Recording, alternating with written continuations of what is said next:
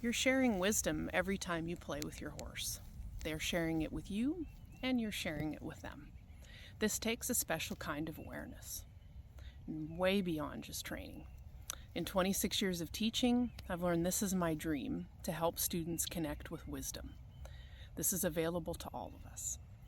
Join Brigid Pajunen, your host. She's mentoring here at Solstice Ranch, and she's going to connect with students from around the U.S.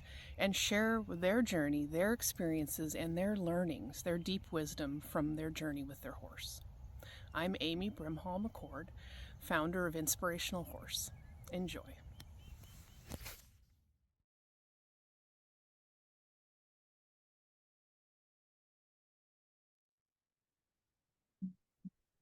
Hello, Okay. Susan.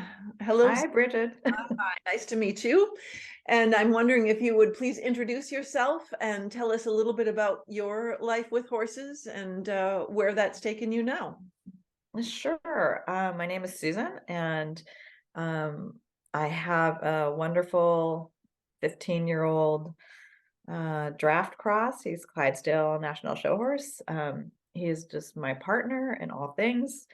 We have a great time together. My horse journey started uh, after I graduated from graduate school, and I could, as my parents would say, I had my own money and my own insurance. So I started just taking lessons, and I always wanted to ride, and that gave me the opportunity. And I've had one other horse before this horse, Cheyenne, and I am just uh, totally enamored with being with animals, and this gives me an opportunity to be outside, which I really love. Um, it's a great, I just love being with my horse. I love being outside, and the two go together so nicely. So, Did you dream of horses when you were a child before you had them? oh, sure. We lived in a very horsey community. Um, in Los Angeles, there's 5 towns, and one has public bridle trails and a public arena and lots of barns, and all the houses have white fences. Um, people ride on, yeah, and the traffic lights had a horse button, so if you're riding, you could press the horse Oh button. my goodness. Oh, Yeah, yeah. So I mean, I saw them. They're not in my town, but like that was the next town. I mean, they're all right next to each other, and so yeah, I always wanted to ride, but my parents, it's fine. They came from a different background, and horses are expensive, dangerous, and if you don't grow up with them, that's what you think, when come from New York, I guess. So yeah, so when I was able to be on my own, that's when I started. mhm. And But how I never had Breyer horses. I never had anything like that. So did you have other animals as a child? we had a dog. Mhm. And So how long have you had horses now? oh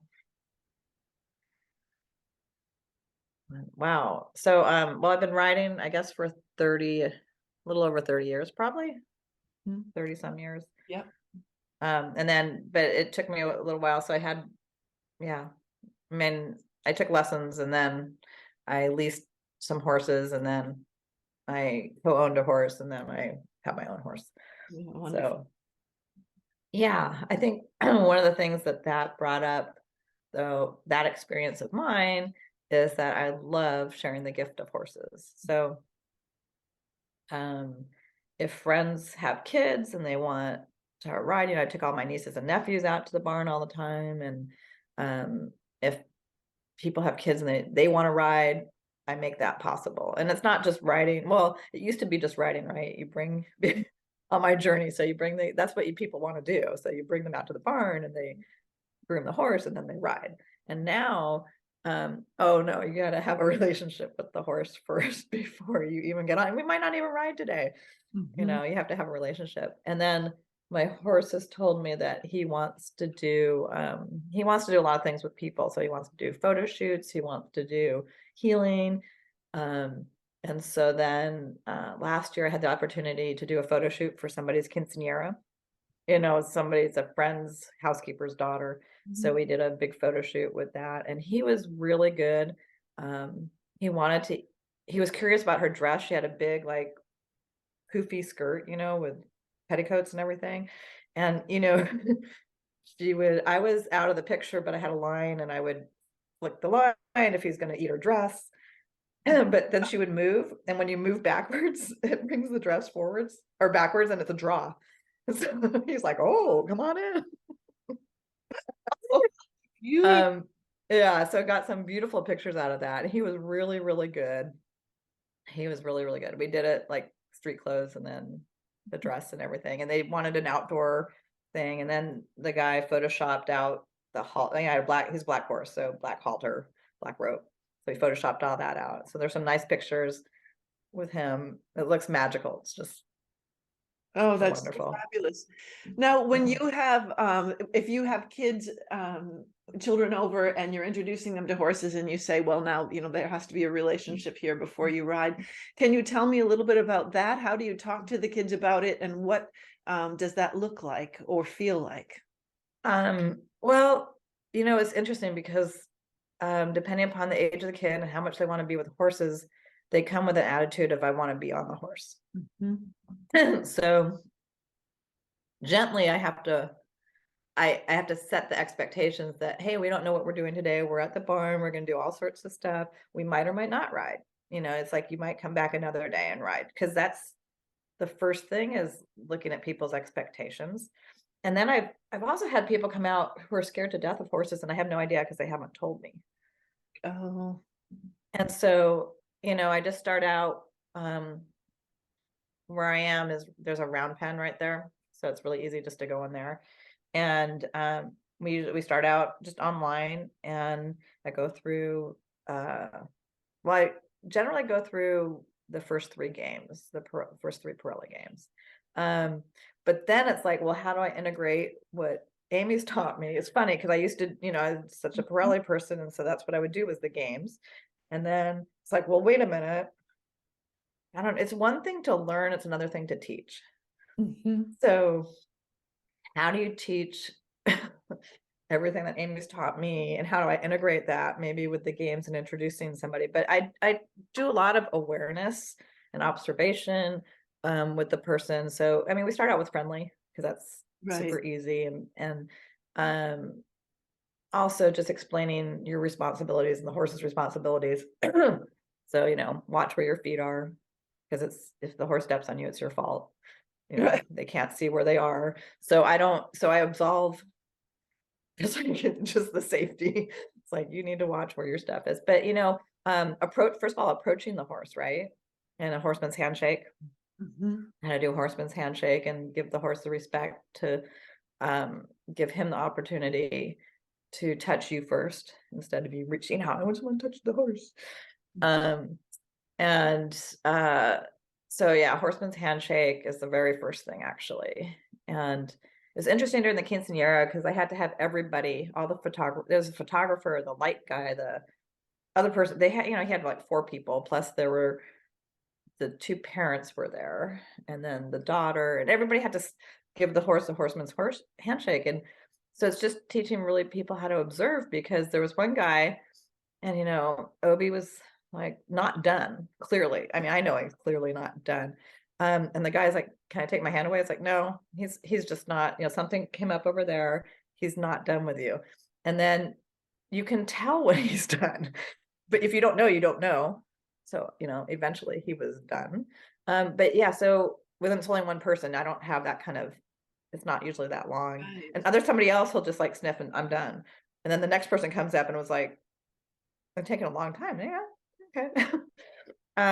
So we do horseman's handshake, and then we do friendly game all over.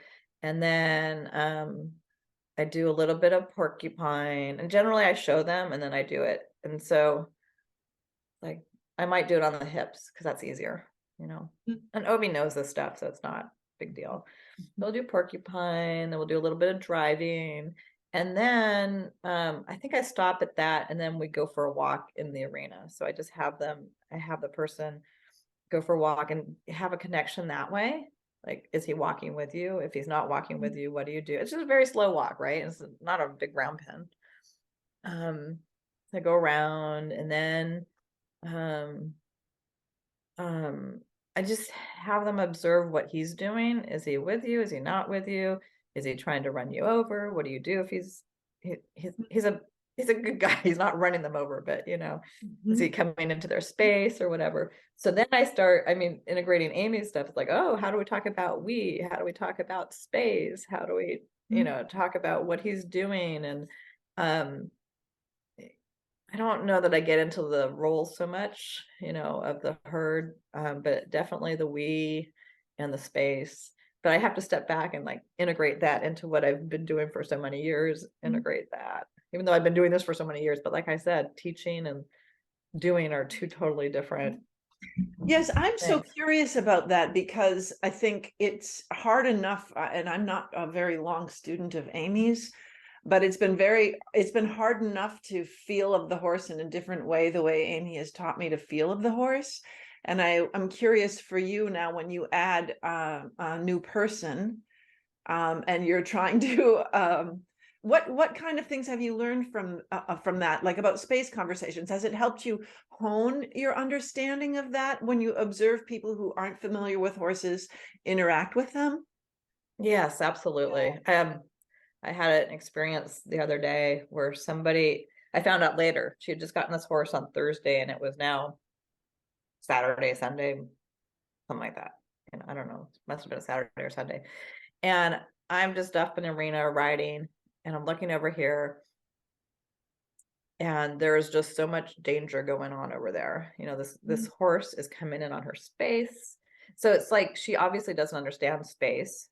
She's asking the horse to go around in a circle, but she's pulling him in. She doesn't realize that she's pulling him. So the observations, yeah, she doesn't realize she's pulling him in instead of asking him out.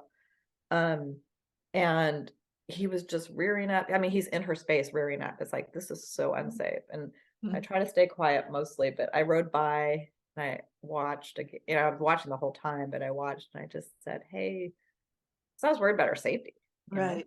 Like, be aware of the space, and you're drawing him in and then you're asking him to do something, and look at what you're doing and look at what he's doing. And just also, people in that situation will tend to think the horse is being bad. And it's like, well, look at all of what look what he's telling you. And so coming back to the people that I work, friends that come over or whatever, yeah, I can see what Obi's saying. I can ask them, like, did you happen to notice? I'll ask them rather than telling them, hopefully. I'm sure I do both. Did you happen to notice what he's doing there? Did he come with you? Did he not come with you? And why? And where's your belly button facing? What's, are you, all this stuff. And the space. Like, yeah, you can sort of see what somebody's doing and how when you ask them and driving and you end up on top of the horse, right? Like, well, how'd that happen? Obviously they lost the space. You gotta start way, way far away. And this last time that Amy was out, the big term was intersection. So where's that intersection of your personal space and his space, your space, where the bubbles patch, where's that intersection? And the conversation needs to happen before you hit that particular intersection. So where are you back here and how do you get up there and all that? So yeah, so I just want them to have that sort of basis. And then eventually if I have them ride, it's usually always bareback with a pad. So that I'm not interested in them going off and galloping into the distance. And so the bareback pad, how can I say, riding bareback will probably make them a little bit more nervous, which I think is fine, because then then it's a conversation about relaxation and feeling what's going on. And you can feel the horse a lot more. And the kids, well, everybody's different, but eventually can they ride with their eyes closed, right? So a lot of trust there, but then you can feel everything when your eyes are closed. So and depending upon the person, I usually, maybe I have a the horseman's hackmore or whatever. I'll have a line on them so they don't have to steer, and we can do a lot that way. And then they can steer. But yeah, learning how to use their legs and learning how to use their body. You know, it's not all about, and I just put a halter on.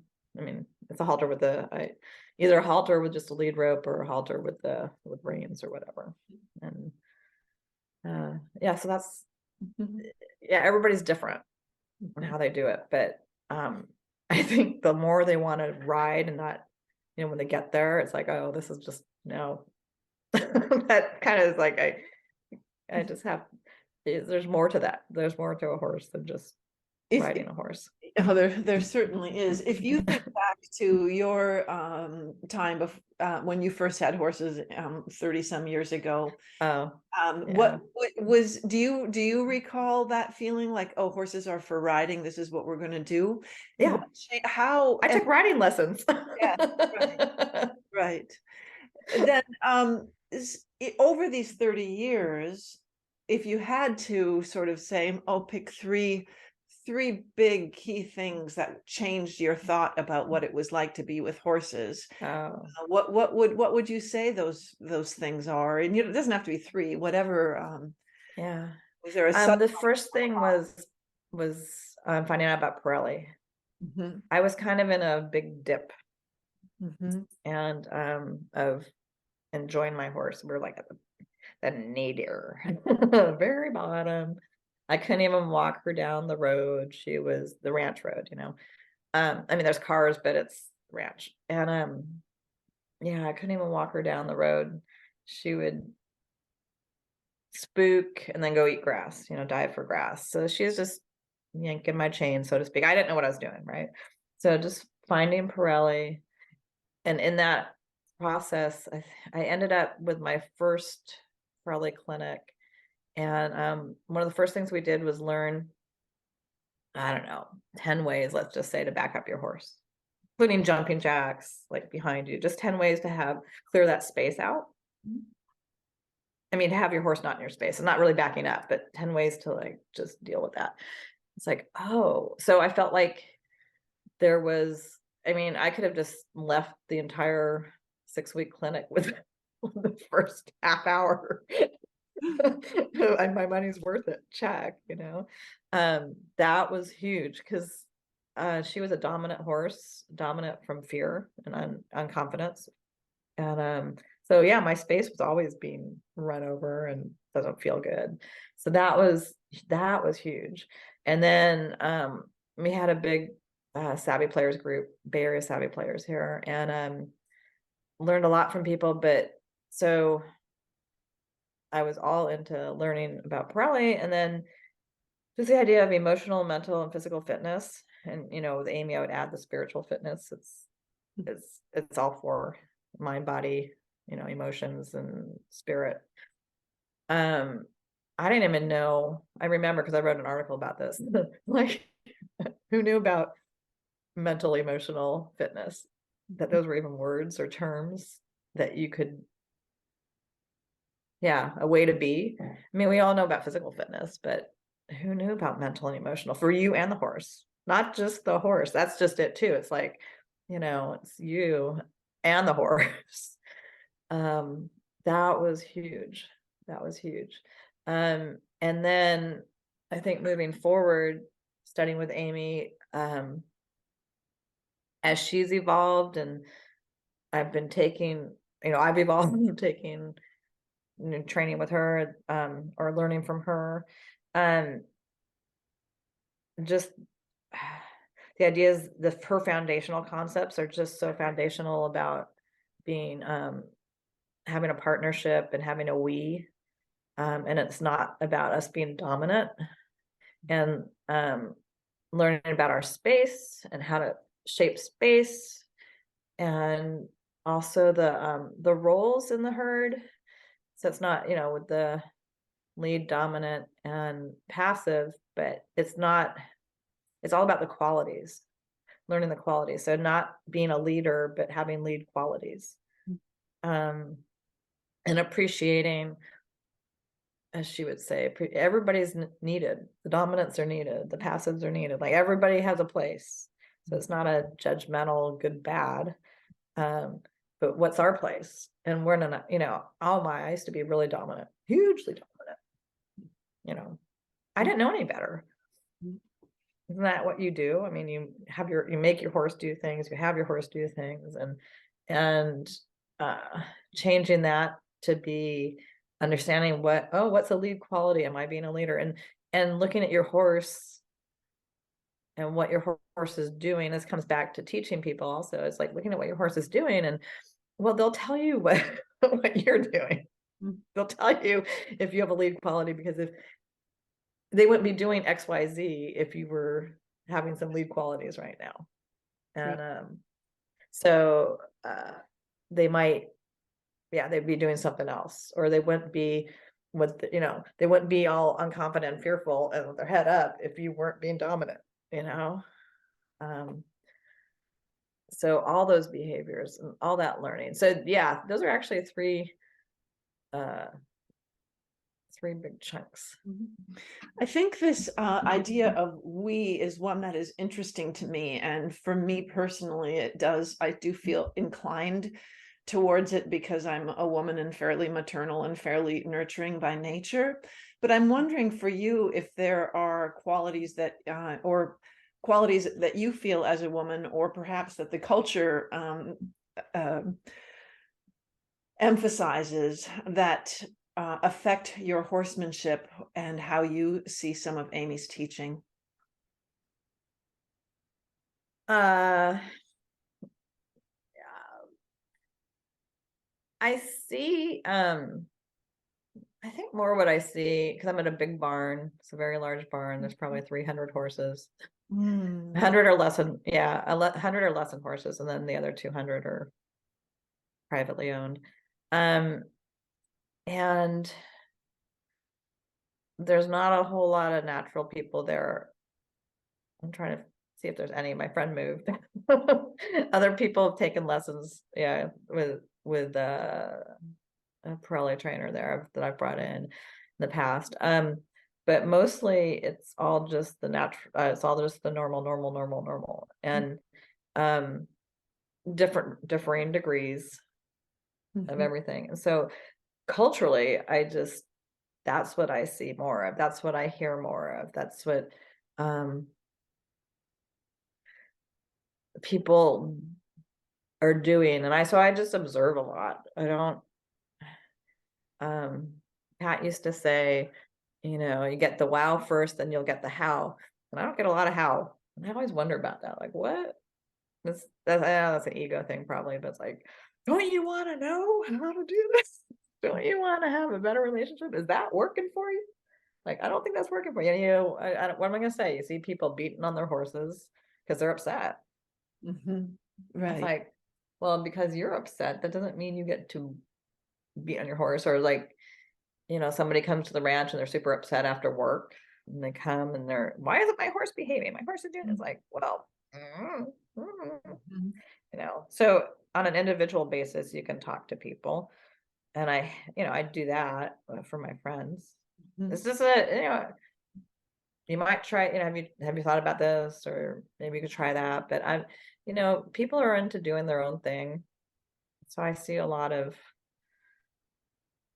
that. I observe a lot of what people are doing that I'm like, well, that's not what I do anymore. Is it, just Mhm. normal stuff. I don't know. Yeah. I don't Why? know.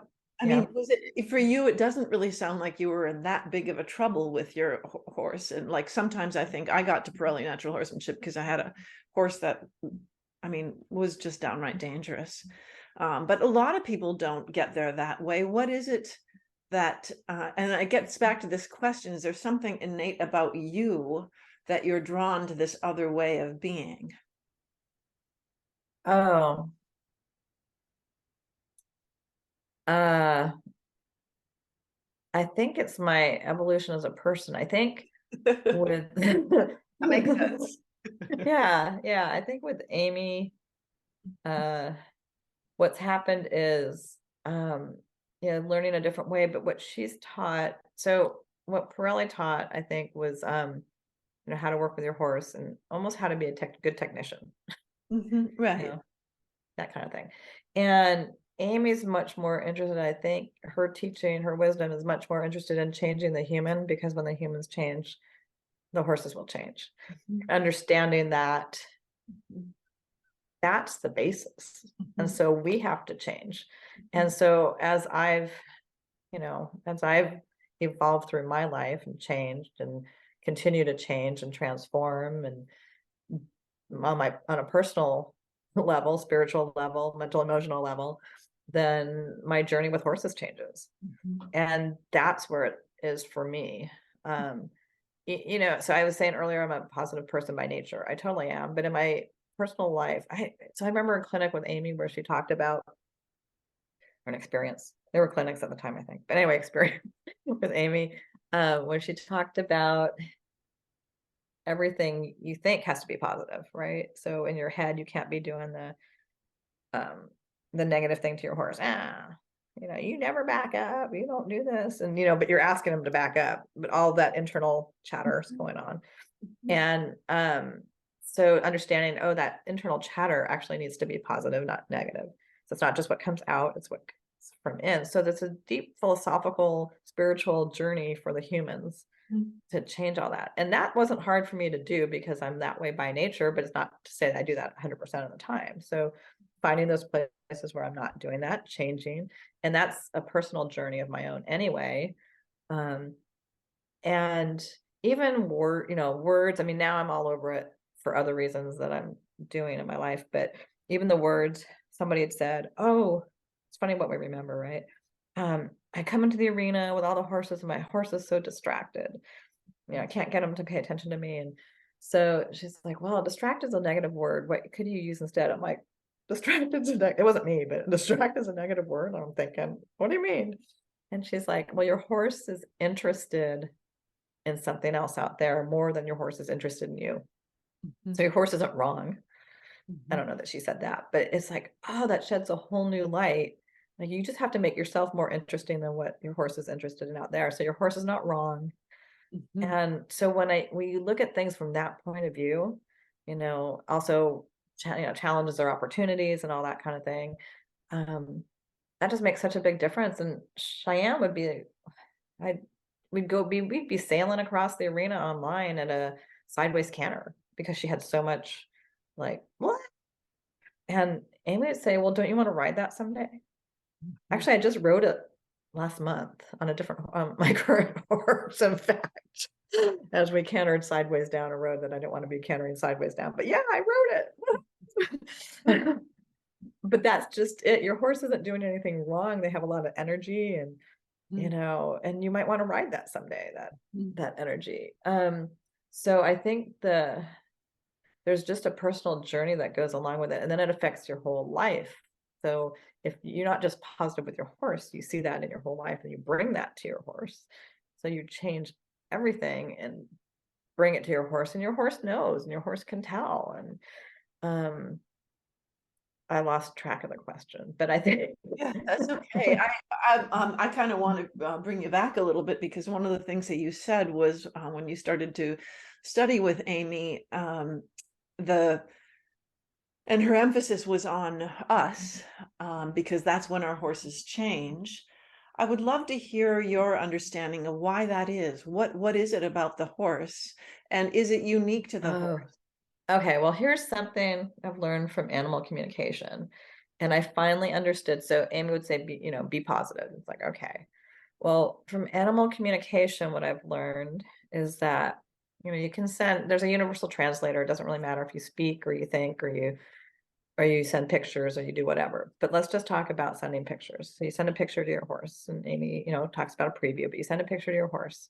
Well, when you send pictures, and this isn't even working with your horse, it could be regular animal communication with any animal. You send pictures, you want to talk to them.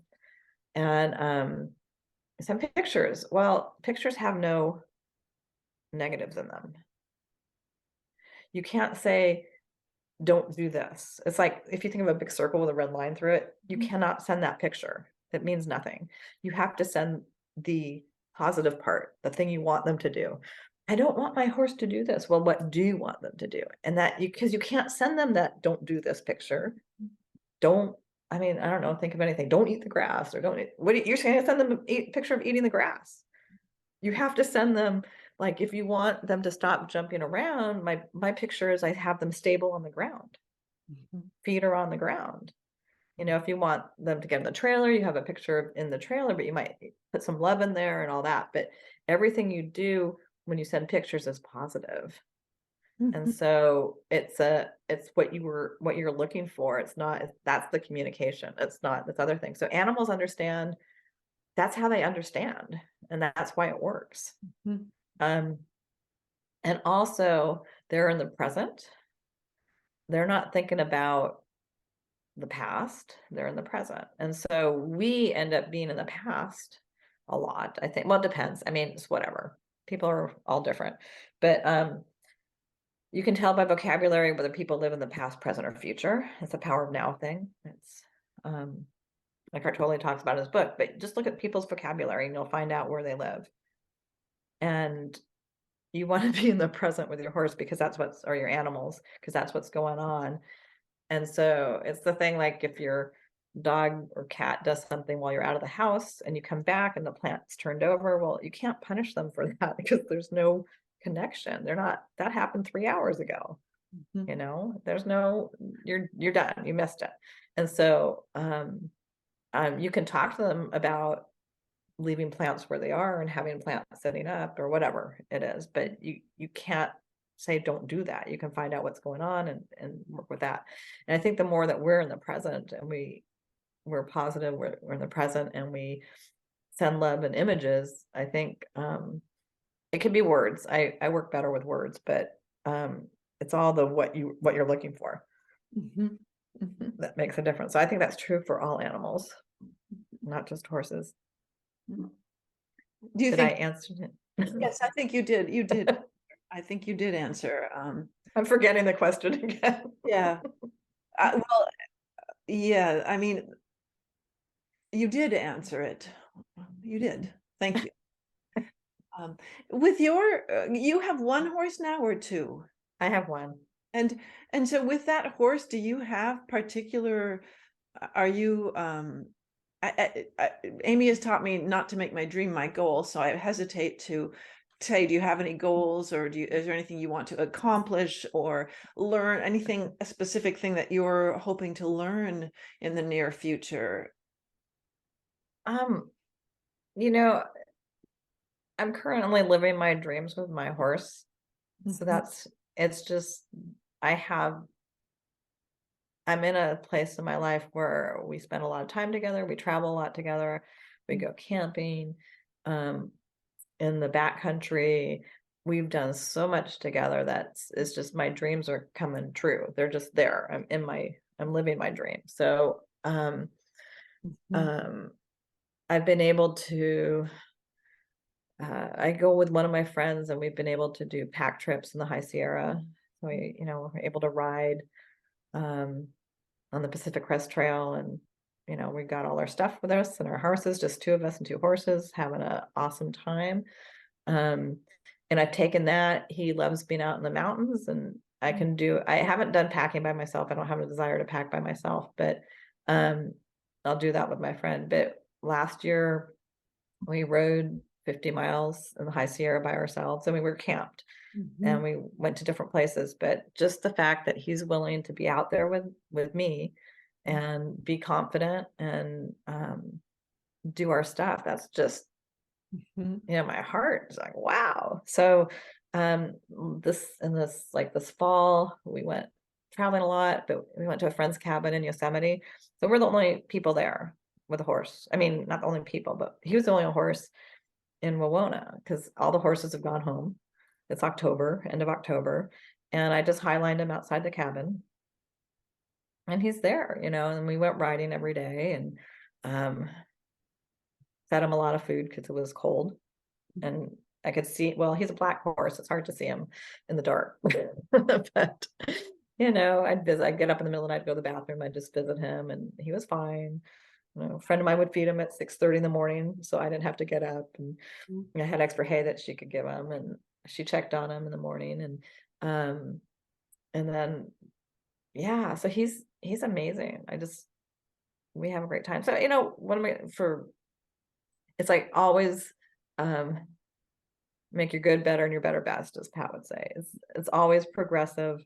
We can always do more. One of the things, with Amy is working on up, right? And the up is not so that it's pretty if they come up and they rear, it's so that they're using their core, they're using their hind end, they're using their body well. It's all a reason for it, right? And so one day we'll get up in that position where we're, forward back from each other. But meanwhile, he has beautiful up. If I ask him up and over to go in a circle, then he's like, he rolls back and he's up and he's over. And I think somehow I just haven't figured it out when we're facing each other. He thinks he's gonna land on me, which is why he doesn't come up, and he thinks I'm too close. So we have to work on some of that. But he obviously gets, and he's using his body and all this stuff. So, having a goal but being stuck on it and not, because what happened was I didn't see all the other up that he was doing because I was concentrating on just the facing. But he's like up over here, he's up over there, he's got all this lift, he's using his body well. And I'm like, but we don't have this. It's like, well, that's not so important. Don't get stuck on that. Look at everything else. And so everything just better. Last time we had it in November when Amy was out, my liberty was like, it felt broken to me, but she's like, well, listen to him. And what is he saying? He's not saying no. He's offering you this. So what do you need to do with that? So I think it's just such a reminder to listen and to observe, and that, what I thought of was a no, because I'm asking for a hindquarter yield. So I did not get a hindquarter yield. So he's saying no. It's like, well, no, that wasn't really, I didn't hear it. She'd say, I didn't hear no. I heard, I'm going over here a little bit. So maybe I'm not in the right position. Maybe my body's not in the right place. I haven't addressed the space the way that he would like me to do it. So he didn't leave. I mean, in my mind, he left, but he really didn't leave. He just moved. And so what do I need to do, as opposed to like shutting it down and saying, well, you didn't do what I asked. It was a no. What do I do now? So I love just having her point things out.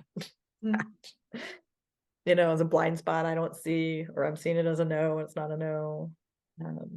So it's just, to me, I'm going to learn regardless, because that's how I am. I enjoy learning. I enjoy progressing. I enjoy getting everything better. Yeah, would I like it if, I don't know, there's funny goals, there's this one trail we ride, especially in the wintertime, that's 7 miles out and back. And that sideways canter was when I was coming back, and I had a friend who had a new horse, and she wanted to know what would happen if we trotted ahead. So we'd been doing that a little bit, but we usually ride this trails out and back. And he's much better at trotting on the way home, and he never gets out of control. He usually never gets out of control. It's fine, because it's 7 miles. You can trot back 5 miles and then walk back 2 miles or whatever. It's fine. And we got to this one spot, and because we had walked most of the trail, there's a pattern that I had put in there, which is we trot these 5 miles home, and we're walking. So that was my pattern. I know exactly. I'm not mad at him. I know why he's doing what he's doing. He's like, no, it's like, yeah, I understand, but we're not doing that today. So then we were cantering sideways. It was like, yeah, this is just really not working for me. So I went out there the other day with some friends, and I went out by myself another day, and I just worked it better. Before we went to a place where I could feel like he was going to trot, we just backed up. I did half halts on his front leg when we went forward. Like, I'm talking to this leg, I'm talking to this leg. And he's like, okay. But there was more communication on my part instead of an expectation. But on the way out, would I love him to go faster? Yeah. That would be like, let's trot on the way out. Well, he's like, no, because I'm not as confident. So, but I know how to work on that. We keep doing it. We keep going out. And he walked past all the cows. Oh my God, he didn't even stop. We walked past all the cows. We ate grass after we passed the last cow. There was, there's a whole herd of cows on the hillside. And I was so proud of him. I'm like, wow, you walked past all the cows. There was just a fence, but in the past he wouldn't do that. So there's always progress. There's always forward. There's always, um, I don't have like set goals because I'm always working on, I mean, maybe I do, but I don't know it. There's always something we're working on. Now it's, right now I'm doing, uh, using my seat and having my seat having our communications tuned up so that I move my seat, he moves. I move my seat, we can do hind quarter, forward quarter heels off my seat for real. And I thought I was already doing that, but I really wasn't. Well, I mean, I was, but it can always be improved. And so I'm working on that. So there's always something. Mhm. But Are my there, big goals of being out and being yeah. traveling with my horse, I mean, I'm doing that. Mhm. So more of that. Yeah, that's great.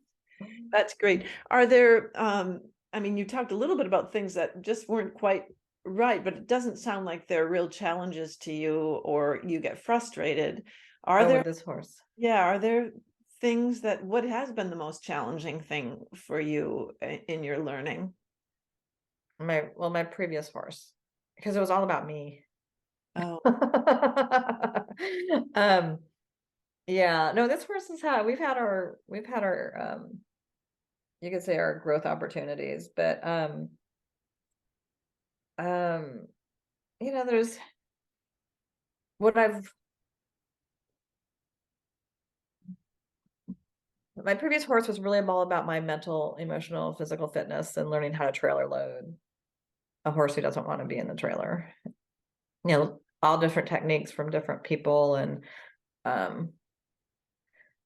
my favorite was, it's the concept of, I mean, you can lead a horse to water, but you can't make him drink, but you can arrange for him to be thirsty. mhm. So we kind of did that. That got her a little bit more mentally with food. We did it with food. I mean, I'd done everything, everything, everything, everything. It felt like, um, so I remember being with a friend one time and we're using a different trailer and this friend's horse didn't want to go in the trailer. And, her horse, she didn't need to have that lesson. Her horse loaded. So she never learned how to load a horse that doesn't want to load.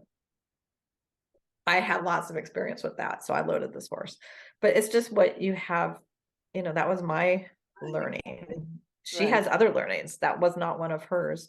right. Um, and so I think, one of the areas that I really learned it wasn't a challenge. I mean, I look at everything as an opportunity, but I got Obi and he's barefoot. I wanted a barefoot horse. He's barefoot. And then my friend said, oh, I asked different friends for trimmers. And this one friend said, oh, you'll really like this trimmer. I'm like, great. And then I called her up. I told her my whole story. Like, I'm so excited. And it didn't occur to me that she wouldn't take me on as a client. It wasn't in my head. And she said, well, I'm only taking on clients who want to learn how to trim. I was like, okay, that's fine.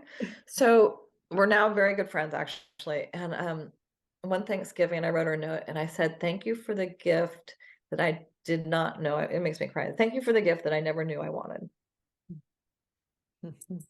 So sweet. So I learned how to trim. And he's half draft, so he has big feet. And he's not a horse who is going to put his foot up and then you can just have it there for a super long time.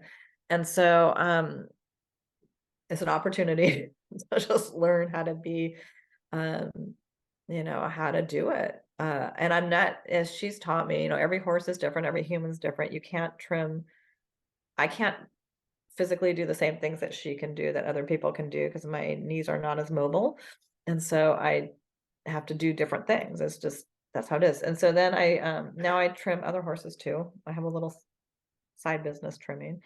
And that was never something that I wanted to do. And I just love it. I mean, I've learned a ton. I've gone to classes. I have my mentor.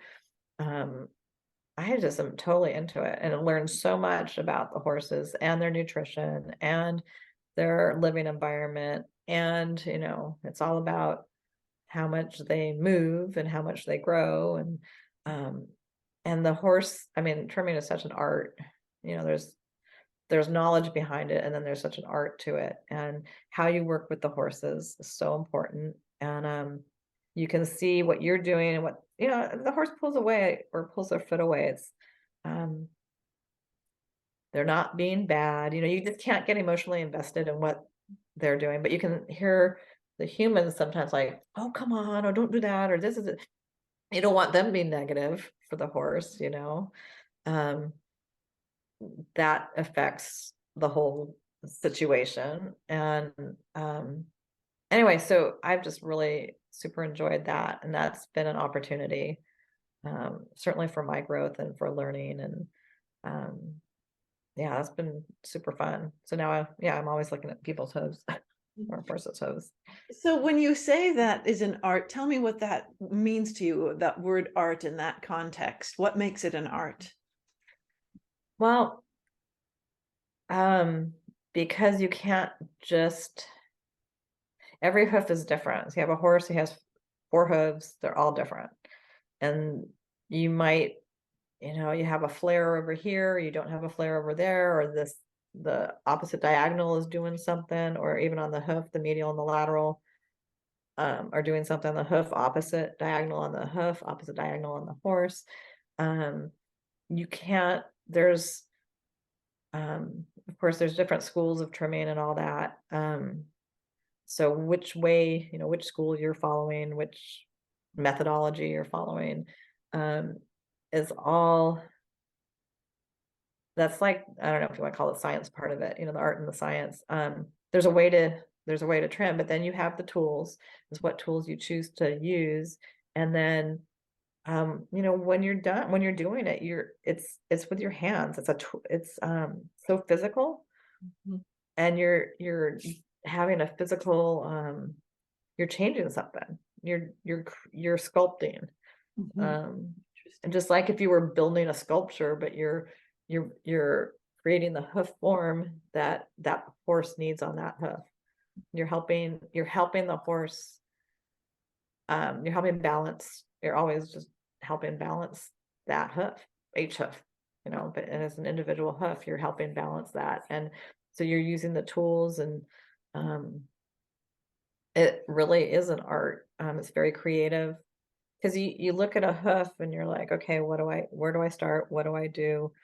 Um, it's a canvas, and you kind of know what, you know, might know what you're looking for. Um, and I do a 4-week trim, so the hooves are not, well, it depends what they do. You know, I do a 4-week trim, but if that horse hasn't had a lot of movement, it's like a 6-week trim, feels like, you know. For my horse, if I if I ride 100 miles a week, I just have to do touch up. You know, 50 miles a week, he hasn't quite, if he's gonna chip, 50 miles is not quite enough to round off all those chips. But if I do 2 weeks with 50 miles each, then on hard ground, then like, oh, okay, everything's smoothed out, you know. And also, my mentors taught me how to teach. Well, actually, I have one person who I taught. This is funny. Like, I taught her how to do some rasping. But everybody, her philosophy is to teach the people whose horses you're trimming, so that they understand how to look at their feet, and how they understand what the feet are doing. Because most people, or many people, I think, don't know anything about the hooves, and they have their farrier or their trimmer, they do their stuff, and they don't know. And I had a farrier when my other horse had shoes, and he'd talk about angles. Oh yeah, I got to do this because the angles is that. And it was like, but it's not like he taught me anything. And so by teaching your humans what's going on in their hoof, they're much better able to take care of their hooves, and take care of, like, the frogs are so important to the hoof health, and most people don't talk about that. Um, I was trimming a horse one day, and somebody came up to me at that barn and said, can you look at this horse's hooves? Like, he's so lame. I don't know what happened, blah, blah, blah. It's like, oh, you look and he's got a total infection in his frog. I mean, that they can just go lame from that. So I told her what to do, what she needed to do. And she was watching the horse for somebody else. So, but she got all this stuff. And like within a day or two, he was much more comfortable, but like, yeah, this is what you need to do. And they had switched to a different trimmer, maybe, I don't know how many months before that. And they're like, I don't know, maybe it's the trim. I'm like, no, actually, it's not the trim. Trim looks fine, but the frog health, but the trimmer never said anything about that. So it's like a lack of education, knowledge, understanding. And then I teach people how to, especially if I just take over somebody's hoods, like if they're going to chip out, you can tell ahead of time that they're going to chip because they have a flare and it's coming out or whatever, or it's cracked in the hoof wall. You can see it, like the solar side. And, you know, you say, okay, you see this crack here, they're going to chip out the spot probably this time, next time. And so if somebody says, oh my God, look at that big chip, you'll say, yeah, I know that horse, he needed to chip out that spot and it's fine. Versus what's going on with your trimmer? Why does your horse have chips? Why is, you know, they don't understand. And it's like, oh no, that's fine. That's all fine. So I think there's an art to teaching. I think there's an art to how you're working on each hoof, and doing, you know, the best that you can always on each hoof and having that come out. And it's you know, it's alive. You're sculpting. This is reverse sculpt. I guess, I don't know. It's the same thing. If you sculpt, you start it with a block. Not that I ever was a sculptor. I mean, I'm not a sculptor, but and you're looking, you know, in the block, you're going to create this. Well, in the hoof, you're going to create that, and you're using tools and taken away, and you end up with a balanced hoof. So That's great. That's wonderful. I've learned to trim my own horse here from Amy, and I would agree that it's extremely rewarding. yes, yeah, yeah, Also, it's another just time with my horse, just time spent caring for them, which is so valuable to the horse. And yes, valuable yeah, to yeah, absolutely, absolutely. And you understand what's going on with them, and yeah, also it gave me a lot of freedom. Because I wasn't tied. I traveled my horse so much. I wasn't tied to having, Mhm. you know, setting up that appointment and you being late or whatever. It's like, oh, I can just, and if I ride a lot, I don't have to trim as much. I mean, I do still trim, but it's like, oh, good. He's taking off a lot for me. Now, you've studied with Amy for how many years, do you think? Oh, a lot. I don't know. This was, I think you were supposed to put that down every time you signed up for an experience. At some point, there was that question. How many years? I was like, I don't know. So it was with my old horse, my previous horse, that I started, but you know, it's got to be 10 years. I actually don't know. I missed the first California class. And I probably signed up for the second one. So whenever she started in California, I was there for the second set, not the first set. Yeah, it's got to be at least 10 years, but I don't really know. Can you talk about some of the wisdom? I mean, she calls this series Sharing Wisdom. And again, it's a sort of an ancient, she uses the word wisdom specifically because it's not just knowledge, it's not just technique. It's she Right. says it feels like something that's sort of ancient and has been and is and always will be, and then we grow in it. And I really love the way that feels. Can you talk a little bit about the wisdom that you have gleaned from studying with Amy? I mean, Sure. for you? Yeah. I'd say that in the beginning, I didn't know what was going on. So it might be wisdom, but it's like, I don't even know what to do with this, you know? I'm gonna say, and then just my progression, when Amy started recording her foundation classes just recently, Yes. was because last year I bought the whatever class she had done. Oh, it was not last year, so the year before. I bought it, and then I'm listening to it in my truck while I was going on trips. I was like, oh my God, this is amazing. And so there was more of a, and I've talked to Amy about this, there was more of a coalescing of what her wisdom is like packaged up in a different way than when I started. Mhm.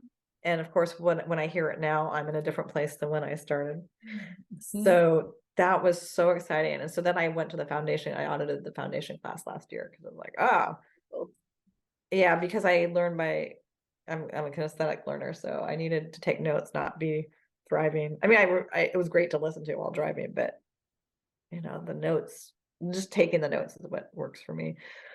And I think it's really one of the big things I talked about this was learning. I mean, it's our own journey. We need to make the journey. It's not about the horses. It's our journey. And we get to share that with the horses, and the horses teach us. And I'm sure we teach the horses, but the horses really teach us. So through the horses, we're able to further our journey spiritually. Mhm. And um and so, what does that look like? You can say it is still mental, emotional, physical fitness, and spiritual fitness, but it's our spiritual journey, I think, and bringing that to the horses, and then having them help us figure out what we need to learn next, or where we need to learn, and remembering to be present, be in the present, and observe. And like I'm an extrovert. I have a lot of energy, and that's not necessarily what the horse needs. I'm here, let's do this. And the horse is like, yeah, well, that's not working for me, and goes away.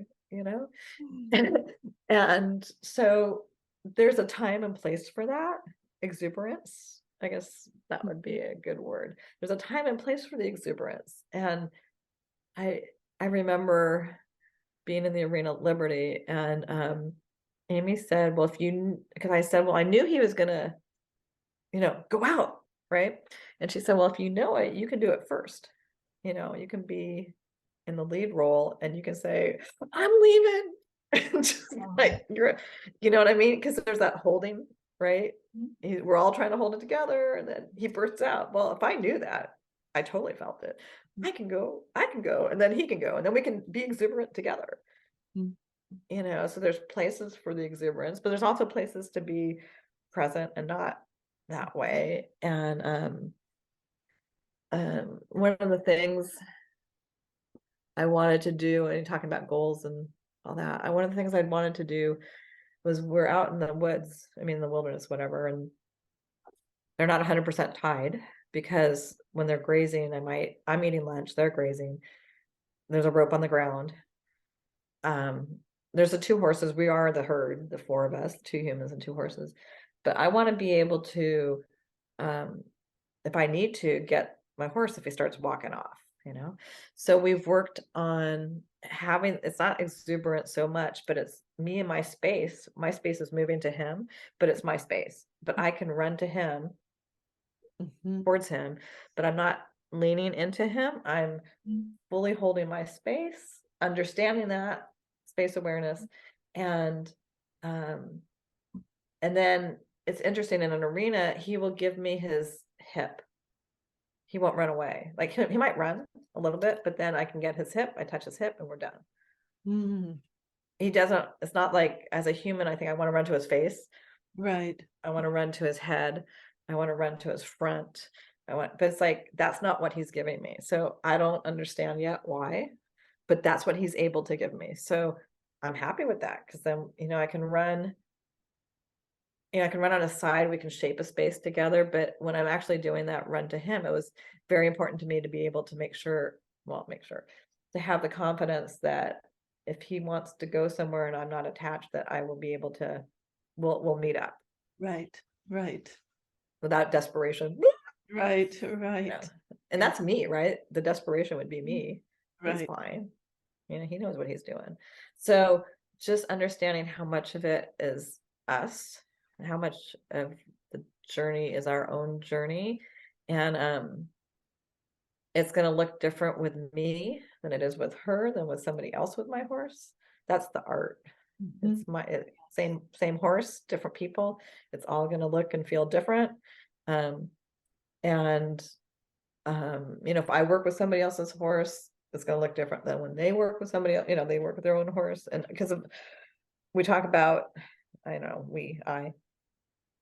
having when somebody has, it's their horse, then there's that baggage. It's the past. It's all that's happened. My past, the horse's past, our past together. I go work with the horse and it's a whole different, I don't have that past. I'm not bringing that. And so how do we get to that space where we're not bringing that?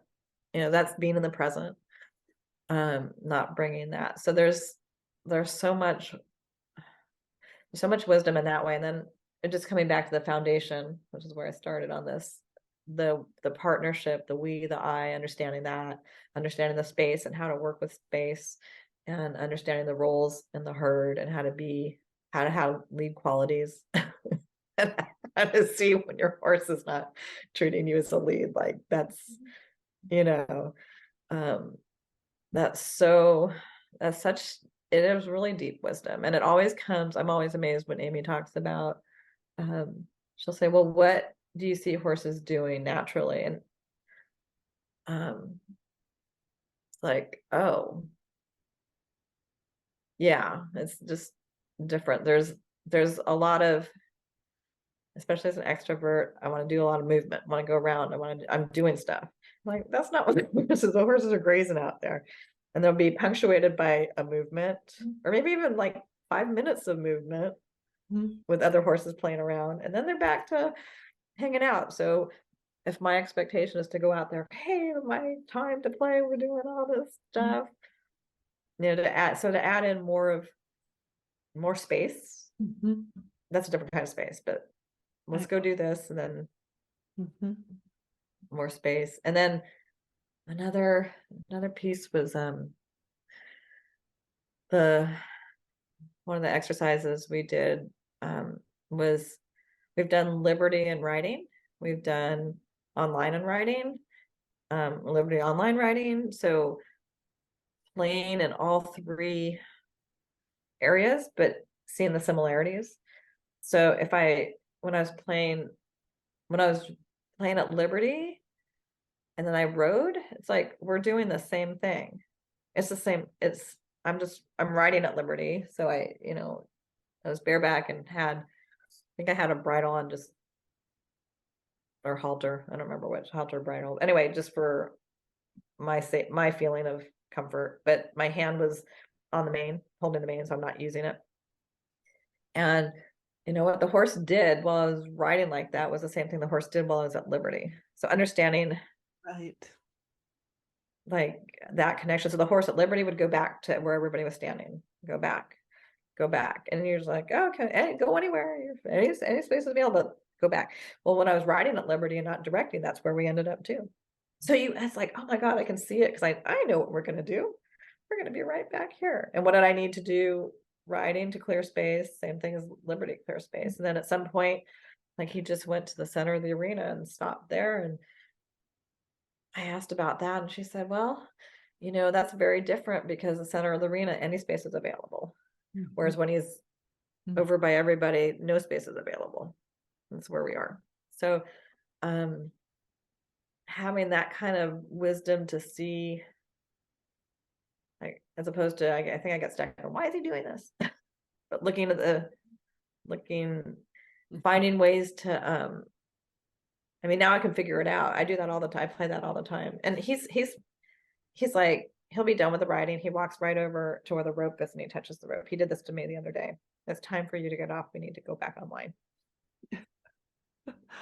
wow. Like, so am I listening or not?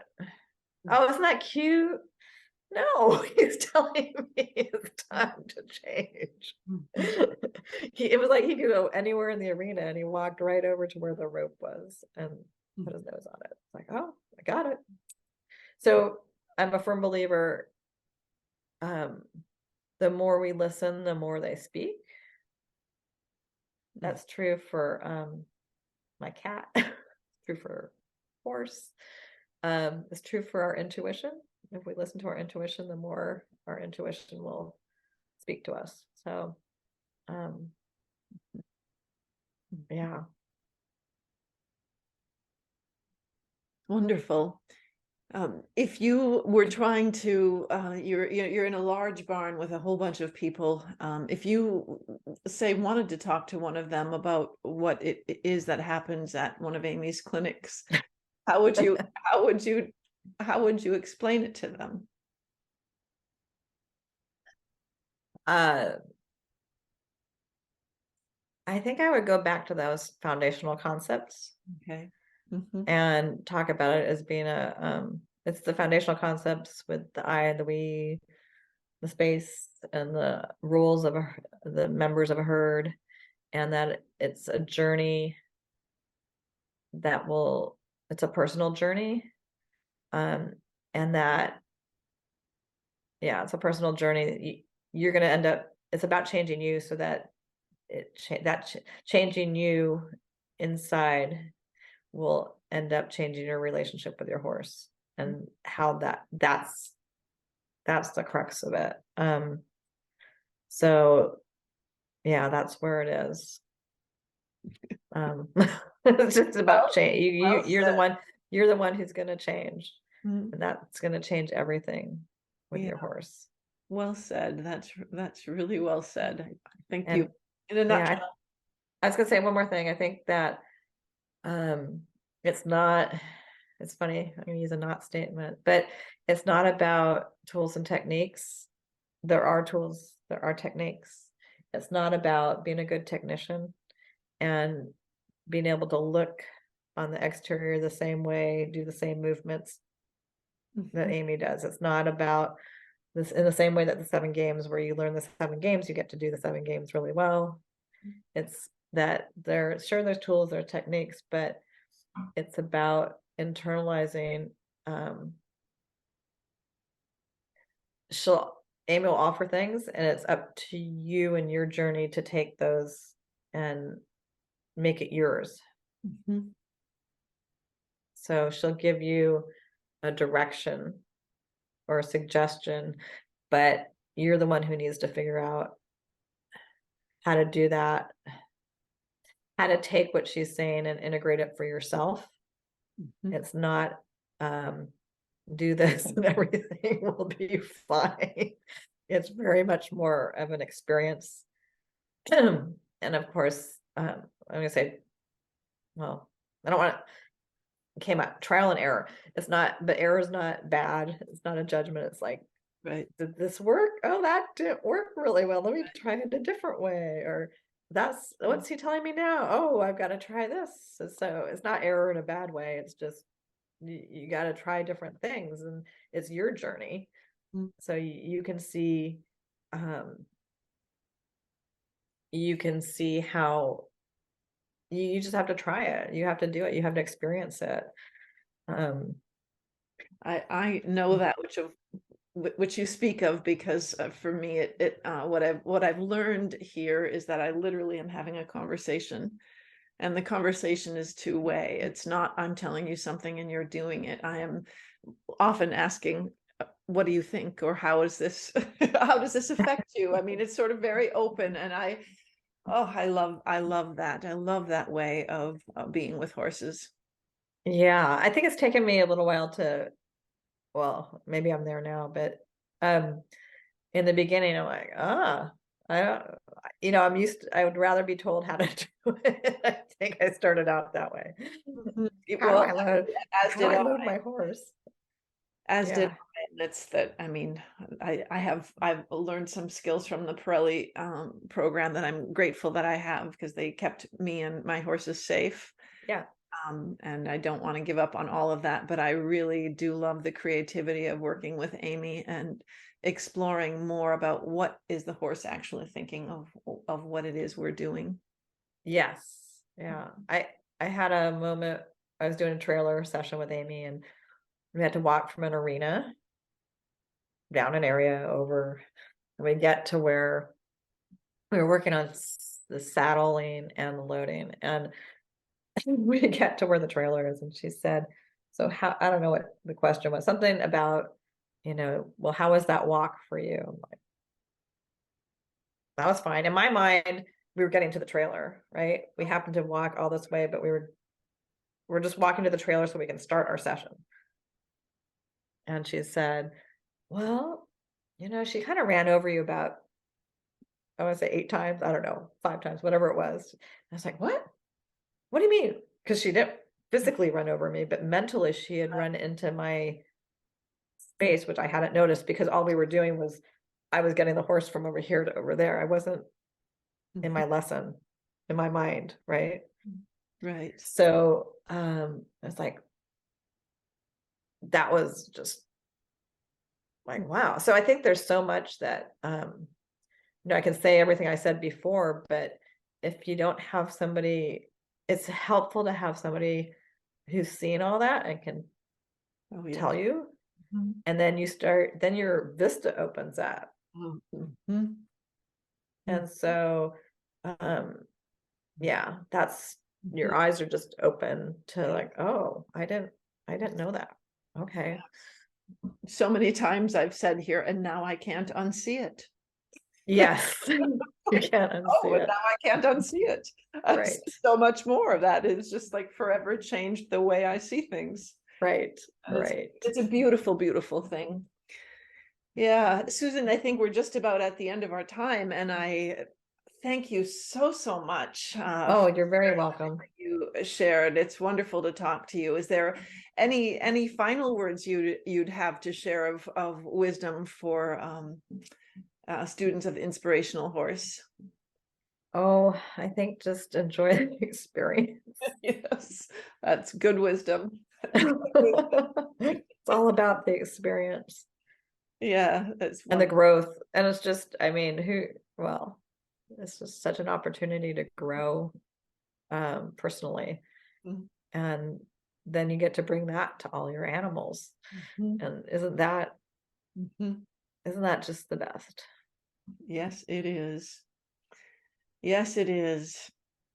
It's a pleasure, a real pleasure. And we'll sign off now. And I hope to visit with you again sometime and meet you in person. Indeed, that would be wonderful. And thank you so much for having the conversation. Yes, thank you.